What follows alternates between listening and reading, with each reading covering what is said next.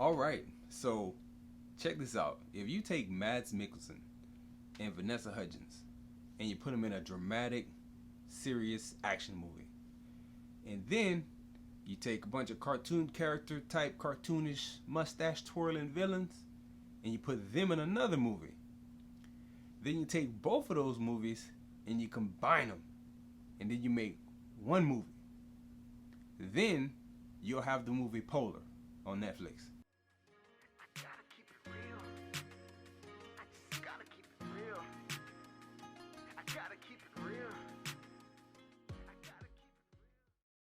So, before I get into my review of Polar on Netflix, I just want to let you know, like the video please, subscribe to the channel please, help me to get my subscriber numbers up. Looking forward to doing interviews, dishing out a few more email responses and stuff, and growing the channel. So come along on the journey with this whole views that I'm doing, and join your boy, check out more videos. Anyway, getting into Polar, I want to give you a few of my thoughts on the thing, and I'm going full spoilers on this one.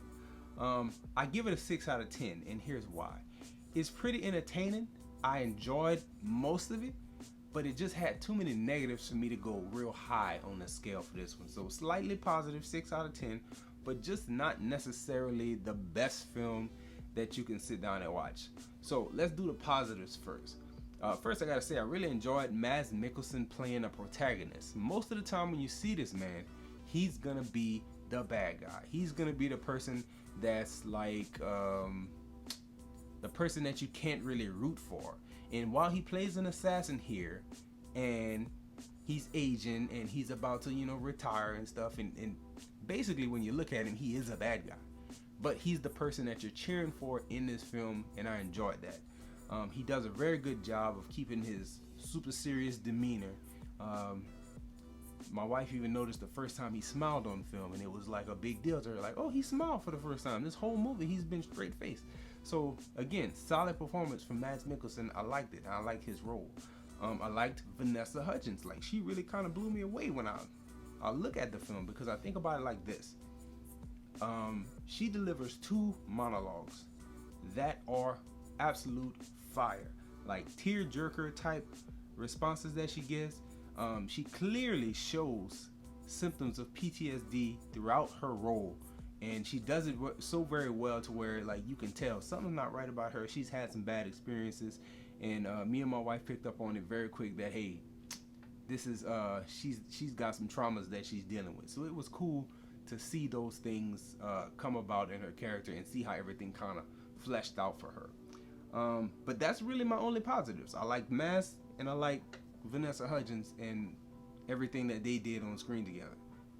Everything else, gotta give a big thumbs down on it, man. Like, the action was over the top for me, and I'm not against over the top action, but it just felt like too much. There was one scene where, like, the little 5 assassins, all cartoon characters by the way, they standing up unloading their weapon into a big huge overweight person, and this blood spattering, and like the useless girl is screaming. Like, it just didn't come across very well. Most of the action that took place in the movie, like, it just seemed gratuitous, bloody, violent for no real reason. So couldn't get behind the over-the-top action. Not saying that I'm against it in all cases, but in this case, I didn't feel the over-the-top action. What else I didn't care for? Sex was used throughout the film in a gratuitous manner. In one instance, it was used to kind of set up a character. There's a prostitute that Mads Mikkelsen visits in I think Russia or somewhere, but he visits this person. They have their interaction. Like, her son walks in, it's crazy, like, she just treats it like it's nothing. And then you come to find out, oh, well, she is a prostitute. Oh, that's why she just don't have an issue with it. I don't know. I don't know. But that was a long sex scene. Later on, again, there's a character that's totally built around sex, and she's useless for the whole film besides to distract people with her sexiness. And again, I wasn't impressed, but my wife picked up on it. I picked up on it. She seemed useless outside of her distracting body.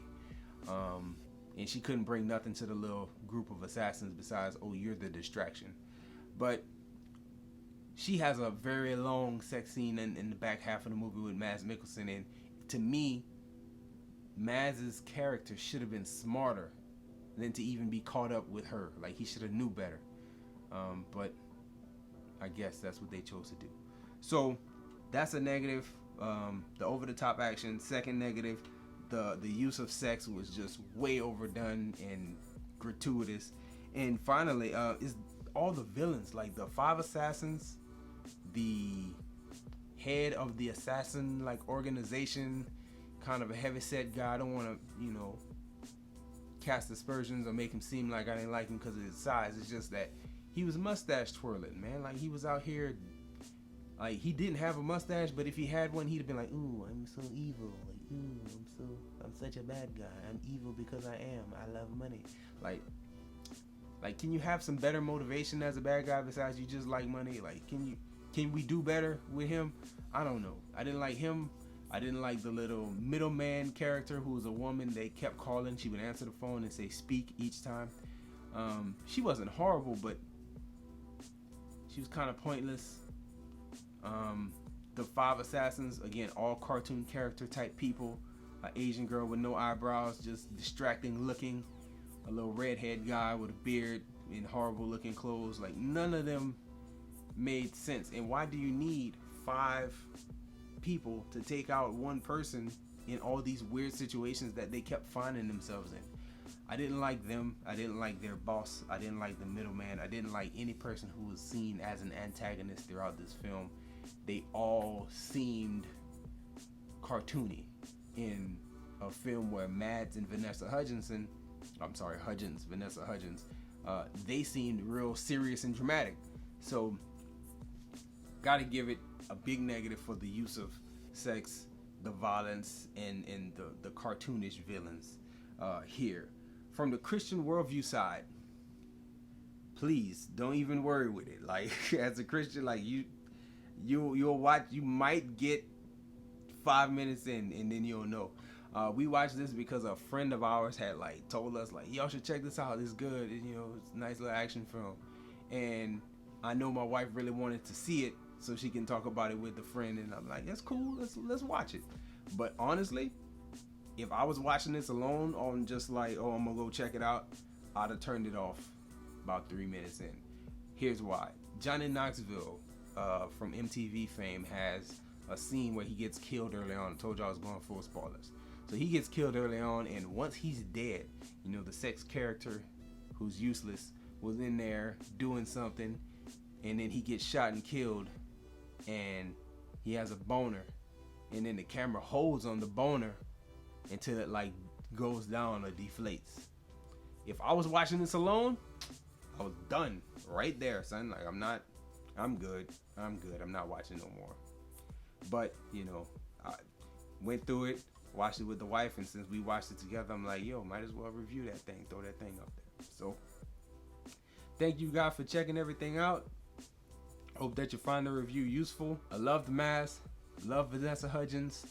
Thought the entertainment value of it was okay, 6 out of 10, but wouldn't recommend it to any believer.